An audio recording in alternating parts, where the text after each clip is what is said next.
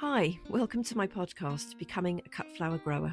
I'm your host, Lydia, and I'm here to share my year of growing and selling cut flowers. I'll be giving you the lowdown on everything I'm doing and sharing all the highs and lows, the good times and the inevitable disasters, all in real time. Join me on my cut flower journey, starting right now. Hello, and a very warm welcome to the latest episode. We have made it through another week. Well done, us, and very, very exciting. One more full day until the winter solstice, which I think I am definitely more excited about that than the whole Christmas shenanigans. So it's been a beautiful sunny day. I hope if you've been out and about in the UK today, you've been enjoying the sunshine. It's very welcome because we had an entire day of rain yesterday. It was quite apocalyptic. It was just rain non-stop and incredibly heavy. So lots of flooding all over the place. Now, I thought I had finished for Christmas. I had a job to do today. And then when I got on site, I realized that I've got yet another job to do. So I'm going to do that one on Monday. And although I finished my wreaths the other day, I have been adding berries to the wreaths. I have lots of requests for bright red berries on it. So I've been putting those on and then giving a few of them out. I've got a few more to give out as well. I find it really difficult. I don't know about you, once you've made wreaths, and I had about half a dozen, I find it so difficult to give them out. I keep looking at them going, oh, maybe I'll just keep that one. Or maybe I'll keep that one. Or how can I keep this one? I find it enormously difficult to give them away. And I've actually, bizarrely, I ought to take a photo of this actually. I've hung my wreaths on hangers in a wardrobe that I have up in the feed room on the field because I'm so paranoid about mice eating any bits off the wreaths or the berries that I thought I'm just going to hang them and then shut them in the wardrobe. And that is probably why I forgot to take one to deliver to a client today, because it was shut in a wardrobe and I forgot all about it. So this week, in fact, yesterday, I finished my 6-figure flower farming course with Jenny Marks. I had been doing module 5 and module 6. Now, module 5 was all about selling, and along with the marketing module, I was really looking forward to this one, all about tactics, how to write copy, specifically writing in a way that shows the benefits of the flowers rather than just the features. And this was a really interesting point for me because I have certainly been guilty about talking about the features rather than the benefits to the end customer. We talked about planning launches and making a big plan for it all. And then in-person sales techniques, also very, very interesting because I kind of felt that I was, well, I don't know, I used to be quite good at selling back in the day when I had like a proper job and, but I suppose I've lost that a bit over the years because of the nature of what I do. So the in-person sales technique section was very, very interesting. And now that I've done all this work, I can really see the difference when I look at, say, Instagram posts that people have done. I can tell whether they've written their copy with the end user in mind or whether they've just done something that they think sounds nice. And so I suppose not properly and not properly, but the ones that are very appealing from a salesy perspective have clearly had a lot of thought behind it. And all of my Instagram ones are completely wrong. I'm going to have to redo the whole lot somehow because I have made all of the classic errors with my videos. I really haven't put a lot of thought into it. I just like doing them and I put them up and I like to share things, but without actually thinking about them. So that was very, very interesting. And we had a graduation video call yesterday and we were all on it. Jenny was on it, Emily was on it, and we were all quite emotional actually. And it was, it was quite a moment because we reviewed everything that we'd done over the course and it has gone in a flash. I mean, I started it in November, bought it at the beginning of November, and it started beginning of November, I think. And I just honestly have not a clue where the time's gone and how I've actually managed to fit it in. Well, when I read you the list of things I still have to do on the field, you will understand how I fitted it in and neglected everything on the field. But we have covered an awful lot of topics in a really short space of time. And so the graduation ceremony was quite an emotional moment to realize actually just how much we'd covered. and what a lovely, lovely bunch of people were on the course. And I'm connecting with as many of them as I possibly can at the moment through everybody's Instagram. And Jenny was at pains to point out that it's not the end, it's the beginning. And she reminded us that we have lifetime access to the course. So we can still review all the videos, all the materials, absolutely everything will stay the same. We're not just getting chucked out into the darkness, and we can still post questions and comments and they will answer them. So that's really wonderful, because it's been such an intense course over such a short period of time that when it comes to an end, I think, well, I don't think I was alone in feeling a bit bereft. Like, the support mechanism is clearly, it's still there, but it's not there in the way that it has been over the last 4 weeks. So yeah, it was happy and it was sad at the same time. And I hate when things come to an end. So I'm one of those people that finds it really hard to let go of things. So I found yesterday quite painful. And also the camera on my laptop stopped working halfway through, which was so irritating, because I like to wave at everybody and smile at everybody, and I just had a blank screen. So that was really, really irritating. And I've no idea how that happened. In fact, the laptop hasn't been the same since I managed to wipe it last week. Hopefully I can sort that out over Christmas. So I think I've learnt a lot over the course of the last month, and I'm extremely pleased that I decided to do it. And it really has shown me that it's okay to ask for help and for support and guidance. Like, it's not necessary for me to know, well, it's not natural actually to know everything when you first start, and that paying for advice is not a weakness. It's absolutely essential, because it would have taken me years and years to learn everything that I've learnt on this course. And to learn from somebody like Jenny, who really knows what she's doing and manages to put it all into a really compact and succinct course that you can then go back and revisit at your leisure, is ideal, because I've basically paid to shortcut what would have been a very, very protracted process, and where I'd have been learning from a whole load of different people who would have had different techniques. And she is the best. And so I'm very, very grateful that I managed to do that. And I learned that I am very, very determined to succeed in this business, and I'm very committed to it. And I have a newfound respect for everybody that's actually running a business, because there is so, so very much involved. And I really had not a clue when I started this endeavor this year. In fact, even when I was tinkering around with the trial beds in 2024, I had no idea how complex and how deep you would have to go to make this work.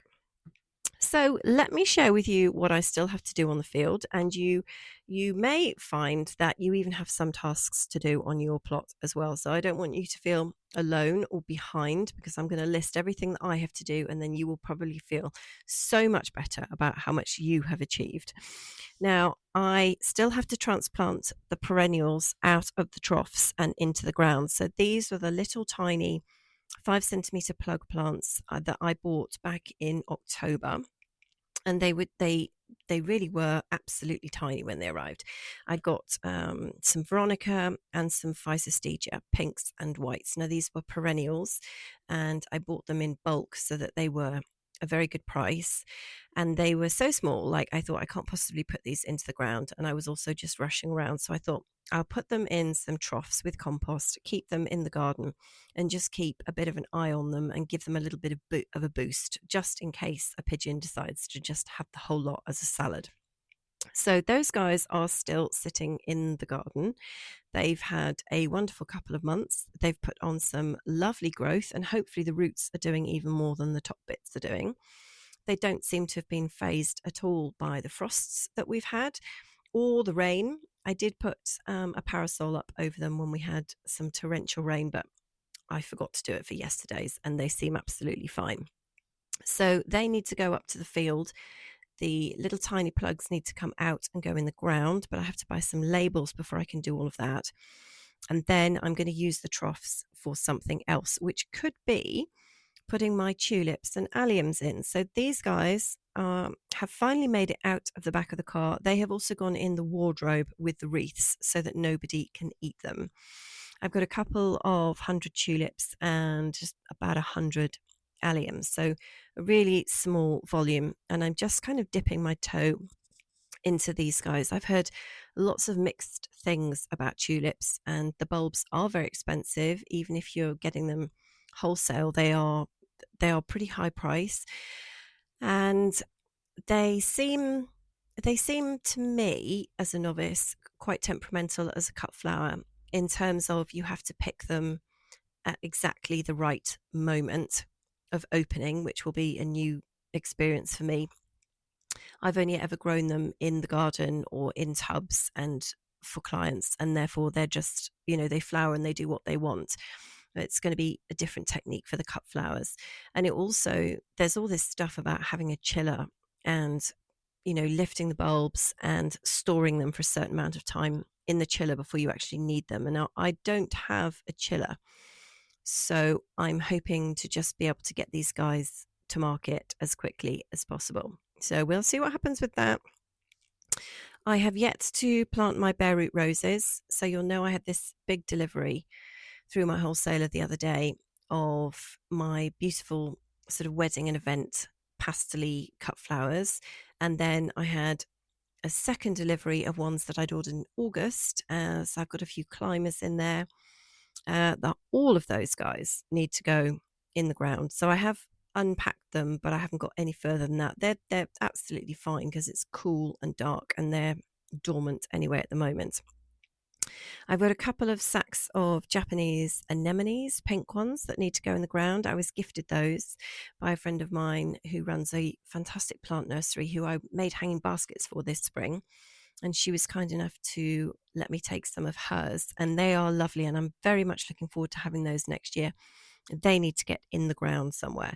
And I've also got a whole load of bearded iris to go in the ground, quite a few that I've dug up from my garden, some that I bought when I went over to the peony sale in Oxfordshire a couple of months ago, and then I bought some new ones as well, which have arrived. I've got 3 peonies in my garden left to lift and move up to the plot. So all of the other peonies are already in and labelled, and they're fine. They're growing away nicely. It's really nice to see like a centimetre of peony coming up, because it's really like, spring is actually only, I don't know, 4 months away, and we're going to be in it, and it's going to be here before we know it. But I've got these 3 peonies, and they have really struggled over the last couple of years. In fact, one of them didn't even flower this year, and that was Bowl of Beauty, and it's such a gorgeous peony. And when I realized what happened, I'd planted them alongside my greenhouse. Now, my garden is really tiny and everything is completely shoehorned in.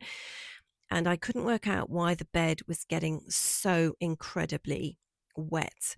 Now, there aren't gutters on the greenhouse. It's only a little tiny one, but it is a glass one. And what I realized when I was standing outside last winter was that the water, the rain, is running off the roof of the greenhouse, and it is absolutely soaking the bed. And I think everything just got a little bit too wet, and they were really, really unhappy, these peonies. And they're pretty large ones. I've had them for maybe 10 years. So I have to get them out of the ground and get them shifted. And I think they'll be much happier in the field. I definitely 100% need to tidy Kylie's room. So a couple of months ago, this is the room that's like my studio, but it was always going to be known as Kylie's room. Kylie's one of the hens, and she had her babies in there in February of this year. The babies that have now grown up to be the cockerels, the big birdies. And Kylie's room was looking amazing in the autumn. I have all my dried flowers hanging from bits of wood around the edge of the stable, and then there's various cupboards and shelving, and there's all my vases and everything is in there. And then I've been collecting, like a squirrel, all these different bits of foliage that I thought I would use for the wreaths, and also storing things like the dahlias in there, and then the anemones. And gradually, over the month of December, the room has just filled up with so much stuff. It's absolutely ridiculous. And there's just masses of foliage in there and just stuff everywhere. And so that needs a really, really good clear out. So I think once Christmas is over and I've used as much of the foliage as I want to, It's all going to go on the compost or on the dead hedge, and just get that room looking a bit tidier, because I cannot stand the mess. I also need to compost some of the dried flowers that have gone mouldy. So I think I must have put them away wet, which is a bit of a lesson for next year, or even just slightly wet, because some of them are completely bone dry in there, no issues whatsoever. And some of them have got a bit of a dusting of mold on, which I don't like. Now, the evergreen offcuts that are lying around, they're going to be used to make table decorations for Christmas. So I've got a use for those. I've got to hand over the final few of my wreaths, and I have to dig up and move a couple of hardy geraniums and some sedums, which are bang in the middle of where my new path is going. So I'm not sure if I've mentioned this already, but I've reconfigured the entrance to the field, and I'm making a really nice wide path that you can get a wheelbarrow and a bit down without banging into anything, because I did everything was a bit Heath Robinson this year. And so the entrance path was there was a little bit of a curve on it, and then it wasn't wide enough. And so I have reconfigured it and I've marked it out already. It just needs the bark mulch to go down over the path. But right dead in the center of this new path are some sedums and geraniums that I just had in the way, and also an enormous buddleia that needs digging out. I gave it a really hard cut back, and it's sprouting again, which is just madness. Like, buddleia is just absolutely indestructible. So those guys need to be shifted. And interestingly, when I was planting some bits the other day, I noticed that I have quite a bit of Orlia that's self-seeded. Now, this was the first time that I've ever grown this annual, and it was so stunningly, stunningly beautiful. I can't tell you. And my wedding and event florist, she absolutely loved it, and I just couldn't supply enough to her. It's so gorgeous. Now, I don't seem to have got the incredible stem lengths that I have seen some growers in the USA. I mean, I've looked at people's Instagram, and I can't believe the heights that you get. It's just astonishing. But mine were very, very nice, very pretty. I've harvested a lot of the seed, and for the ones that I didn't sell towards the end of the season quite deliberately, I just sort of held them back. And then I've bought more anyway. But when I was tinkering around, I noticed that quite a few of them there's just all these lovely little seedlings popping up. And I was like, oh, yes. And I was very pleased with myself, because it clearly shows that I have managed to sow some hardy annuals after all, because I did not get around to doing that in August, I'm ashamed to say. But nature has just taken over and done it for me, which is great. Now, the other thing that I'm going to be working on, I think, over Christmas, although this might be a bit optimistic, it might just slide into January, is a website for the cut flower business. So I have got the domains and sorted, and I have started it and got all the structure in place and the pages that I want. But I need to rewrite all of the copy in light of the fact that module 5 of my course has shown me that everything that I've written is total garbage, and it all needs completely redoing. I have not used the right words or expressions or anything. So that will take a little bit of time. I don't want the website to be too wordy, though, because I don't think most of my interactions, I'm hoping, are going to be with people in real life or on WhatsApp or Instagram. So the website really just needs to be a great landing place for people who find me, and then the relationship builds from that place once they've got my contact details. But nevertheless, it still needs to be written in the right way so that it sends the right message. And I have so many images to upload. I didn't realize how many photos I'd taken over the summer, and I have thousands. So I really need to get those uploaded as well, and write all the text with my ideal customer in mind, and make sure it all flows really nicely. And also, I'm going to start asking for some testimonials from people who bought from me in 2025. So I've already asked my lovely wedding and event florist, and hopefully she's going to do something for me. So I'm going to ask some of the other, or all of the others actually, if they would consider just writing a sentence or two that I could put on the website.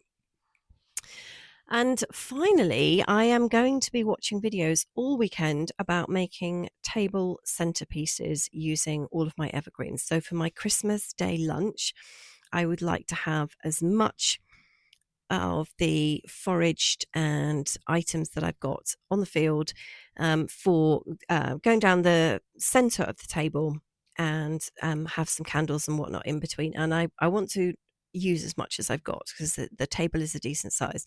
I don't want to go too crazy because if I was left to my own devices, I would want to do some kind of chicken wire extravaganza, and I don't have the skill set for that. It will turn out to be a total disaster. But I've got a lot of evergreens. I've got fir, all the offcuts that I got when the Christmas tree was purchased. I've got the Schwazia Aztec Pearl, but unfortunately, oh no, sorry, it's not Aztec Pearl, it's the Tonato. It smells a bit like pea to me, so I might not end up using that. But I've got some Sarka Cocker up there, and oh, what's happening with that? I've got Sarka Cocker up there, bay, rosemary, lots and lots of pine cones, and some hydrangea heads, candles, orange slices, some holly, eucalyptus, loads of chicken wire, bits of wood, and florist's tape that I can use if I end up using any kind of mechanics in it, which I'm not sure I will, but I don't want everything to just be lying flat on the table, so I'll have to come up with something. So that's going to be me this weekend, and also working my way through that enormous to-do list that I just read out to you. So if you haven't done all your tasks, fear not, I have not done all of mine either, and the Christmas juggernaut is fast approaching, so I need to get on with some stuff. But I hope you have a wonderful weekend wherever you are and whatever you're doing. And I very much hope that you will come back and join me on Tuesday for the next episode. I'm going to keep doing episodes regularly right over the Christmas and New Year period. I am ignoring the fact that it is Christmas, and I'm just going to carry on. So there should be an episode coming out. Well, but there will be one on Tuesday. There'll be one on Friday, which is Boxing Day. And everything will just carry on as normal, because I hate it when the schedules go all crazy for Christmas and suddenly you can't get things when you think you're going to get them. Or the alternative is people do pre-recorded episodes that they've done months ago and then they just schedule it to come out on a certain day. And I have not done that. I will not be doing that. I will be doing my episodes live as normal, and I very much hope that you get the chance to listen to them live with me and that they offer you some, I don't know, what do I want to say, some not respite from the chaos of Christmas, because not everybody's going to be celebrating Christmas, but I just hope that you enjoy them. That's what I always hope. So I look forward to speaking to you on Tuesday. All the very best.